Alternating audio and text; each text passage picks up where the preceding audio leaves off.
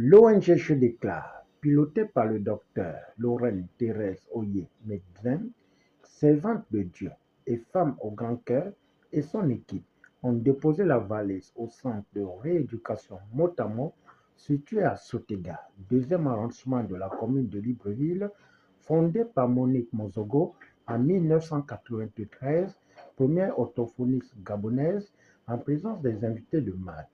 Parents curieux venus du Grand Libreville prennent part au lancement de la tournée inter-établissement dans les écoles spécialisées le mercredi 17 décembre 2025 sous le thème La différence n'est pas un fardeau, c'est une richesse. Lancement officiel de la tournée interétablissement dans les écoles spécialisées que l'ONG organise.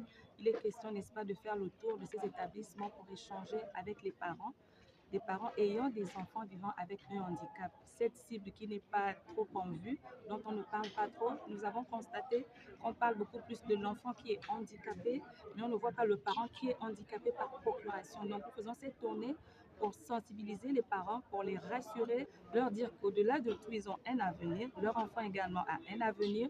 Et c'est l'occasion pour eux d'avoir un échange franc avec les responsables des établissements, avec les psychologues, les orthophonistes et tous les spécialistes qui sont dans l'ONG et que nous avons également dans les établissements. Alors, la différence n'est pas un fardeau, c'est déjà le slogan de l'ONG Je déclare. Et quand on parle de différence ici, on voit l'enfant handicapé, on dit souvent l'enfant qui est handicapé, l'enfant qui est bizarre. Non, il n'est pas bizarre, il a un nom, c'est juste qu'il est différent. Et cette différence, ça ne doit pas être un fardeau. Cette différence est une richesse. Autrement dit, cet enfant différent développe d'autres capacités, à un style de vie que d'autres ne connaissent pas, mais qui, lorsqu'on découvre, on se rend compte que c'est un nouvel univers, c'est un monde exaltant, c'est un monde glorieux qu'il faut découvrir en fait. Donc la différence n'est pas un fardeau, c'est simplement une richesse. Le handicap n'est pas un problème, c'est une autre manière de vivre que nous n'avons pas encore eu le plaisir de découvrir. Et lorsqu'on découvre, on se rend compte que c'est un monde merveilleux. L'activité de Je déclare, une ONG que nous accompagnons depuis plusieurs années dans la prise en charge du handicap. Ce projet est innovateur et à encourager parce qu'il permet aux parents de sortir de leur zone de confort, de leur zone de certitude, de toutes les difficultés dans lesquelles les parents se retrouvent lorsqu'ils mettent au monde un enfant en difficulté ou inadapté socialement.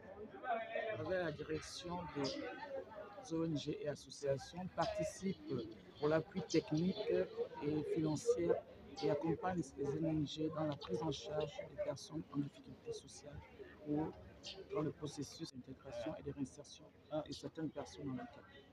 Après avoir planté le décor de la rencontre, suivi des conseils, partage d'expériences dans une ambiance de sensibilisation, la pierre angulaire de l'événement de l'ONG Je déclare et la représentante du ministère des Affaires sociales, le tour est revenu aux deux parents ayant des enfants différents de faire des témoignages ainsi que certains invités. Ici d'avoir un enfant porteur d'handicap. Toutefois, encore quand l'enfant a IMC, parce que l'enfant IMC a des difficultés à tout. L'enfant IMC, on doit l'aider à tout. Il ne marche pas, il ne parle pas, il ne peut pas manger seul, on ne peut pas faire. C'est difficile tout au Il se retrouvait dans son monde. c'est tellement difficile. Donc, moi, en tant que parent, j'ai d'abord accepté le handicap. J'ai décidé d'accompagner mon enfant. L'accompagner avec le peu de moyens que j'ai. Grâce à cet amour, elle évolue. Aujourd'hui, elle marche. Alors que j'avais dit qu'elle n'avait pas marché. Et je crois que c'est l'amour que j'ai, que je lui donne, qui fait en sorte qu'elle s'améliore. J'ai accepté le handicap de mon enfant parce que c'est souvent ça un peu le problème avec nous les parents, c'est lorsque nous n'acceptons pas le handicap de l'enfant, ça devient compliqué pour l'amélioration des conditions de vie de foi de l'enfant. Moi personnellement par exemple, hormis toutes les crises, parce qu'un autiste par exemple il fait des crises, mon fils il y a des moments où il fait des crises, tout ça et tout, mais ce que je recherchais, c'était qu'il soit au bon endroit, donc dans une école spécialisée. Cette année, j'ai eu la chance d'inscrire mon fils au centre Bossi, que je remercie vraiment ici.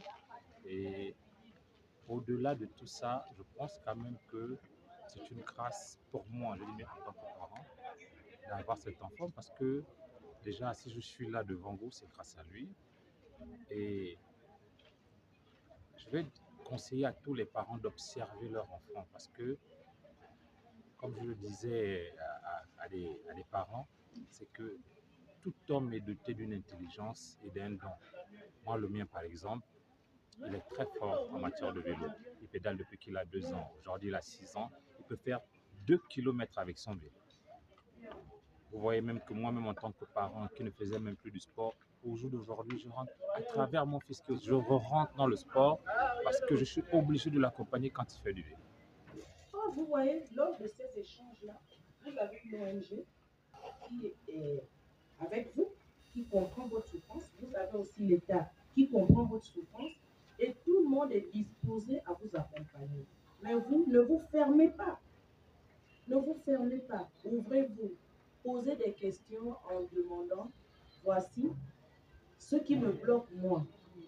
J'ai honte de sortir avec mon enfant. Parce que les gens me regardent. Quand je vais à un anniversaire et tout ça là, cet enfant-là, je le laisse à la maison. Mais quand vous le laissez à la maison, vous souffrez aussi.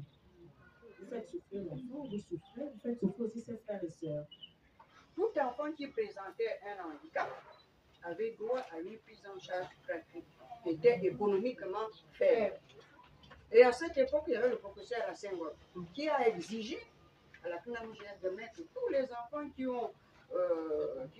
sont économiquement faibles d'avoir une carte GR. Maintenant, le professeur Assenghor est parti. Maintenant, donc, si les enfants qui sont handicapés, nos parents qui travaillent à la fonction publique, s'il vous plaît, ces parents-là gagnent peut-être 200 ou 300 000. Il est économiquement faible aussi, hein, parce qu'on est à la fonction publique, on gagne beaucoup d'argent. Notons que cette caravane inter-établissement marque l'élan de solidarité et humanitaire de l'ONG Je déclare. Au finish, c'est dans une ambiance bon enfant et la prière que cette rencontre a fait tomber son rideau à cet égard pour une autre sortie prévue dans quelques jours. Merci pour ces merveilleux moments, merci pour cette vision, merci pour cette œuvre que toi seul tu as commencé et que tu vas continuer. Seigneur, certainement tu l'as prévu pour répondre à un besoin, pour essuyer les larmes dans une famille, pour encourager quelqu'un. Nous ne savons pas, mais nous savons juste que nous ne sommes que des instruments.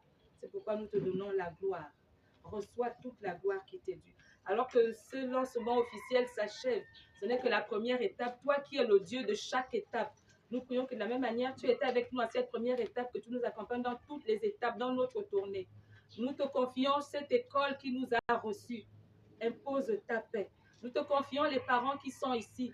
Impose ta joie. Remets l'espérance. Mets en chaque famille la capacité de tenir, la capacité d'avancer.